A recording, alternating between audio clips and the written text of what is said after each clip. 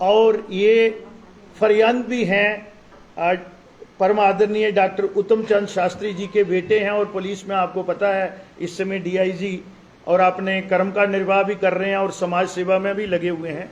लेकिन सबसे ज़्यादा मैं आपके माध्यम से धन्यवाद करता हूं जो हमारे ये मेरी बिल्कुल बाईं तरफ बैठे हुए हैं विनोद बगरोदिया जी, जो चेयरमैन हैं महावीर सेवा सदन के। ये बहुत ही एक महान कार्य कर रहे हैं आर्टिफिशियल लिम्स का, और जो कृपया है उनका ये इन्होंने आज तीसरा कैंप जो है वो लगाया हुआ इसलिए कह रहा हूं कि उस पर काम चल रहा है। इन्होंने सबसे पहले 2014 में ऊडी में लगाया था और 2018 में इन्होंने पुंछ में जो हमारा बॉर्डर डिस्ट्रिक्ट है उस पर ये 2 कैंप इन्होंने ऑर्गेनाइज किए थे, और तीसरा कैंप जो है वो 16 तारीख को हमारी जो एग्रीकल्चर यूनिवर्सिटी है उसके ऑडिटोरियम में जो बाबा जित्तो वहाँ सभागार है उसमें परम आदरणीय हमारे लेफ्टिनेंट गवर्नर साहब मनोज सिन्हा जी और परम आदरणीय हमारे शंकराचार्य जी उसमें तशरीफ फरमा होंगे। और वो कैंप जो है ऑलमोस्ट 10:30 बजे से ऑनवर्ड जो है वो वहाँ पे चालू होगा, वहाँ पे शुरू किया जाएगा। और वो माननीय गवर्नर और हमारे जो मैंने कहा है कि परम आदरणीय परम पूजनीय श्रद्धेय शंकराचार्य जी के कर कमलों द्वारा उसको शुरू किया जाएगा। उसी सिलसिले में आप तमाम लोगों को हमने दावत दी है, और इसमें एक और तो ये हमेशा इन चीज़ों में लगे रहते हैं, अपने प्रयत्न करते रहते हैं। संस्कृत को किस तरह से बढ़ावा देना है, डोगरी को किस तरह से बढ़ावा देना है, अपने कल्चर को, जहाँ और समाज में जो त्रुटियां हैं तो इनका हमेशा आपके साथ हम साझा करना चाहते थे। तो मैं अब माननीय हमारे वाइस चांसलर साहब से कहूँगा कि वो भी इसमें कुछ ऐड ऑन करें।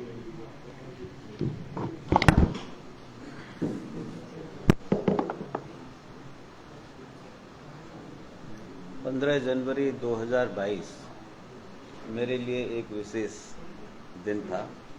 जिस दिन मुझे ये एक जिम्मेदारी दी गई थी, मुझे नहीं पता था।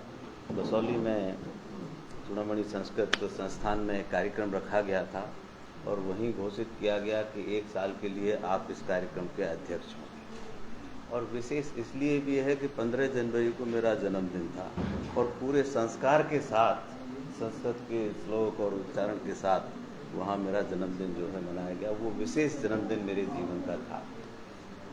लेके तो संस्कृत को चले थे, लेकिन जैसा श्यामलाल जी बता रहे थे कि इसमें बहुत सारे कार्यक्रम हमने साल भर किए, चाहे वो डोगरी भाषा से संबंधित हो, चाहे हमारे कल्चर से संबंधित हो, चाहे हमारी संस्कृति से संबंधित हो, चाहे लोहड़ी का त्यौहार मनाने का हो, चाहे पत्रकारों को या जिन्होंने अच्छा योगदान दिया है समाज के उत्थान में उनको सम्मानित करने का हो। इस तरह के बहुत सारे कार्यक्रम हुए। यहाँ तक कि जैसे अभी लंपी डिजीज़ जो चल रही है, जानवरों में फैली हुई है, माननीय श्यामलाल जी के नेतृत्व में साधु संतों के साथ में मिलके, महंतों के साथ में मिलके एक हमने योजना बनाई कि किस तरह से समाज का सहयोग लेके, और उसमें करीब 100 लोग थे जिसमें डीडीसी, बीडीसी और हमारे विश्वविद्यालय में उसकी मीटिंग हुई और एक प्रस्ताव पास करके उसमें सरकारी लोगों को बुलाया गया और उसका परिणाम हमें देखने को मिल रहा है कि किस तरह से जो लंपी डिजीज़ का था वो प्रकोप थोड़ा कम होता जा रहा है। तो कहने का मतलब ये था कि हम संस्कृति को लेके चले थे, लेकिन हमने जो है समाज के उत्थान के लिए जो ये 4 ऑर्गेनाइजेशन हैं, चूड़ामणि संस्कृत संस्थान है, चाहे कलपनाथ है और चाहे ये हमारा यूनिवर्सिटी है और अभी महावीर सेवा सदन है, इनका मैं विशेष आभार भी प्रकट करना चाहता हूँ। मैं अभी थोड़ा सा देख रहा था कि 4 लाख लोग जो है इनके माध्यम से जो है लाभान्वित हो सके हैं। अभी ये इनकी एक योजना है कि महावीर सेवा सदन रिहेबिलिटेशन सेंटर भी ये IIM कलकत्ता के पास में खोलने जा रहे हैं, जहाँ पे तमाम तरह की सुविधाएं निःशुल्क से सर आपका बहुत बहुत धन्यवाद भी करना चाहता हूँ। और मेरा मानना है कि लेने में तो सभी को खुशी होती है, लेकिन देने में जो खुशी होती है वो उसका अंदाज़ा हम नहीं लगा सकते। और हम जब भी किसी को कुछ देते हैं तो आपने समाज को बहुत कुछ दिया है। और 17 तारीख को हम लोग सब बसौली जाएंगे, जो हमारे बच्चे हैं, छात्र हैं, उनके साथ में हमारा कार्यक्रम होगा। तो ये हमारे 2 दिन के कार्यक्रम होंगे और ये जनवरी तक लगातार विभिन्न प्लेटफॉर्म पर हम ये करते रहेंगे। और इस स्पिरिट को जो जन जागरण तक ले जाने के लिए हमें आपकी मीडिया की बहुत आवश्यकता है। इन्हीं शब्दों के साथ बहुत बहुत धन्यवाद। मैं अब गुजारिश करूंगा विनोद जी से।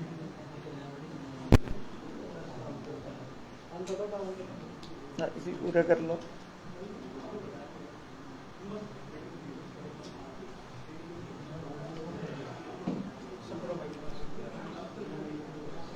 सबसे पहले मैं आप सबको प्रणाम करता हूं।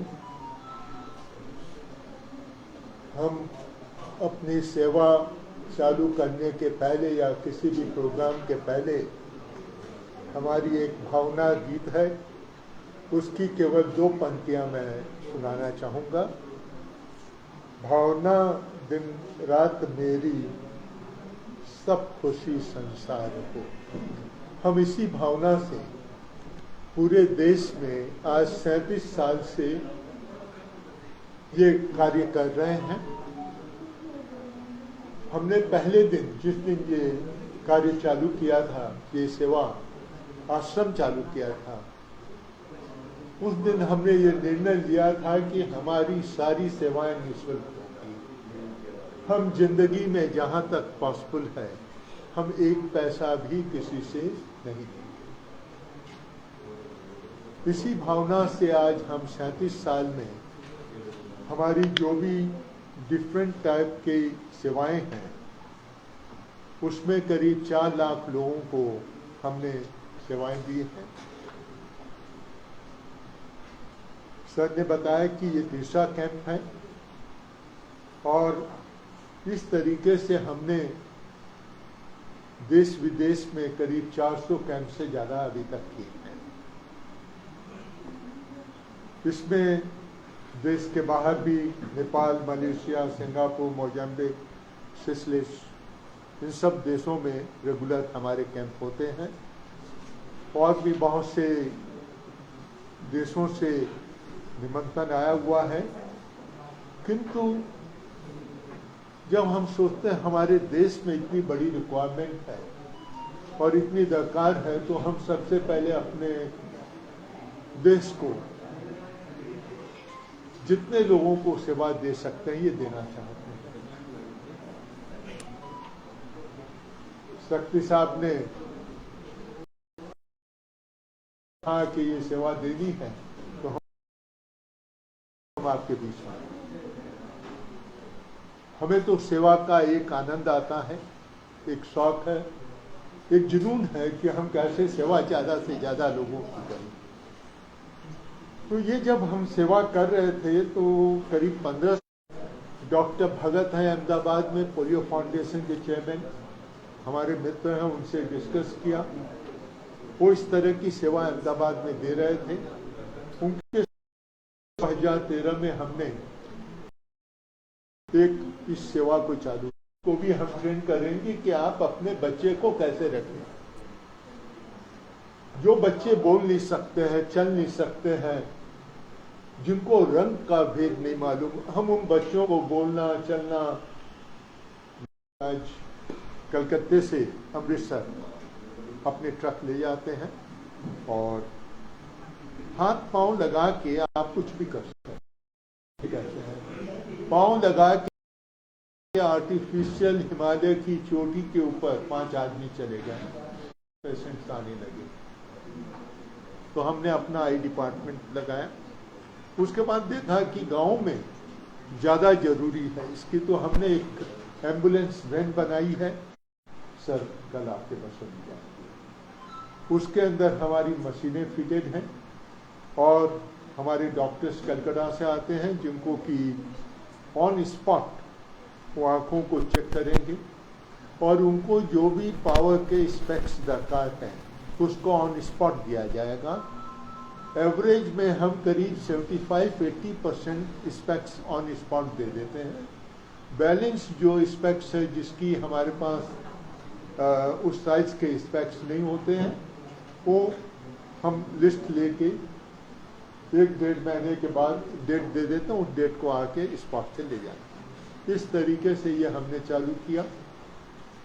ये भी आज तक हमने करीब 50,000 के ऊपर 50,000 के ऊपर लोगों को ये सेवा दी है।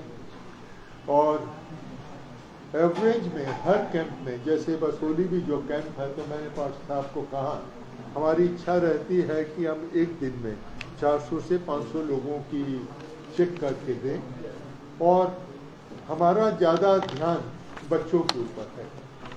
मैं अपनी जानता हूँ, जब मैं छोटा था तो मेरी एक आँख कमज़ोर थी और दूसरी स्ट्रांग थी। उसके कारण जो कमज़ोर आँख थी वो दूसरी आँख को काम नहीं करने दी, वो आँख बहुत खराब हो गई। तो मैं चाहता हूँ, मैंने आपको भी विनती की थी कि स्कूलों में जो बच्चे हैं उनको हम जरूर वेरीफाई करना चाहते हैं, चेक करना चाहते हैं, जिससे अभी से दरकार हो तो उनको ये सेवा मिल जाए और उसकी आंखों के ऊपर कष्ट करना है। कलकत्ते में हो जाए तो हम पूरे देश में ये सेवा फ्री देंगे। जो होम्योपैथिक क्लिनिक भी है, जो कि हम हमारे जो बेनिफिशरीज हैं उनको फ्री मेडिसिन दे सकें।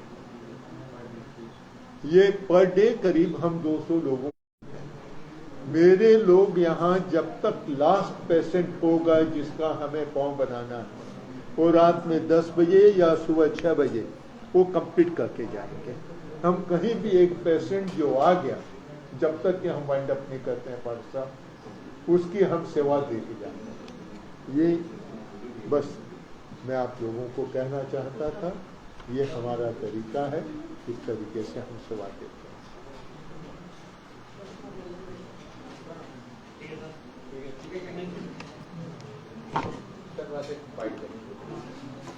अब यहाँ से पूछ लें अगर कोई, हाँ, इसी से पर्टेन करता हुआ।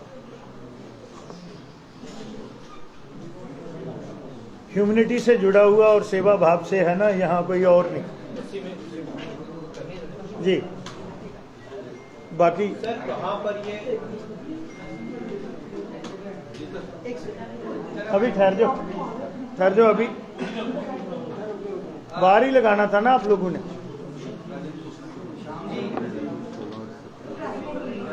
शाम जी, ये जो प्रोग्राम है 16 को, ये क्या क्या प्रोग्राम रहने वाला है, कितने बेनिफिशियरीज को दिया जाना है, जो आर्टिफिशियल लिम्स लगाए जाने हैं, क्या कुछ ये तफसील जो इसकी प्रोग्राम? देखिए, ये 2 दिन का कार्यक्रम है, 16 और 17 को, और ये ऑलरेडी इनकी टीम जो है वो जहाँ पे आ गई है और वो पिछले 1 हफ्ते से उस पर काम कर रही है। तो अगर आप उस तरह से देखेंगे, ये आज तक इस समय तक जो है 126 लोग जो हैं, उसमें 61 लोग जो हैं वो लिम्स के हैं, ठीक है ना। तो क्लिपर वाले 38, तो ये अलग-अलग इसके डिसिप्लिन होते हैं। तो 16 और 17 को 2 दिन जो है वो निःशुल्क और ये कैंप हो रहा है। कार्यक्रम जो है वो मेन कार्यक्रम के दिन का कार्यक्रम वहां पे है। बहुत सारे ऐसे बच्चे फैमिलीज हैं जो स्लम्स में रहते हैं, जो अनअवेयर्ड हैं सारी चीज़ों से, खासकर फैमिलीज जो है वो इनिशिएट नहीं करती अपने बच्चों के लिए कि हम जाएं और इस सेवा का जो है वो फायदा ले सकेंगे। कुछ मुहिम चलाई जाएगी उनके लिए? मुझे लगता है आप तमाम लोग जो जिन लोगों को हमने ये जहमत दी है, इसीलिए हमने कहा है, भाई साहब ने पहले ही कह दिया कि हम कोई ज़्यादा दिखावे के लिए ये काम नहीं करते हैं। तो ये एक अवेयरनेस का माध्यम आपसे, तो आज social media, print media, electronic media, मुझे लगता है कि बेडरूम तक उसकी रीच है। तो मुझे लगता है कि आपके माध्यम से ये लोगों तक जो है वो बात पहुंचेगी।